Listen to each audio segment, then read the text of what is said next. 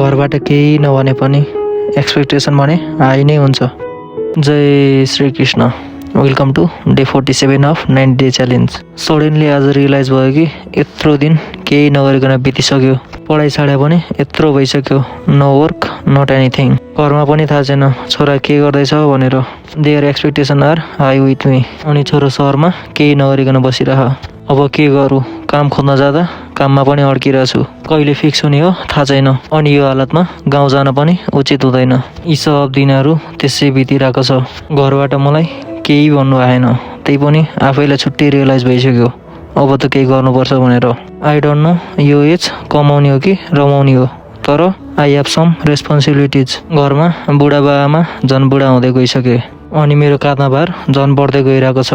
केही नगरी बसे होइन, केही गर्न खोज्यो तर सम प्रब्लमले गर्दा त्यो पनि सक्सेस भएन। लाइफ कुन मोडमा गइरहेछ त्यो पनि मलाई थाहा छैन। 12 पछि यत्रो रेस्पोन्सिबिलिटिज थाहा छैन मलाई मात्र हो कि सबैलाई हो भनेर। बाहिरी लाइफ चिलमै छ, केही दुःख छैन जस्तो लाग्छ, तर भित्रभित्र फ्यामिली रेस्पोन्सिबिलिटिज बढ्दै गइरहेको छ। लेट्स सी लाइफले कता लान्छ। जता लान्छ आई थिङ्क राम्रो ठाउँमा लान्छ। I hope there is better day tomorrow.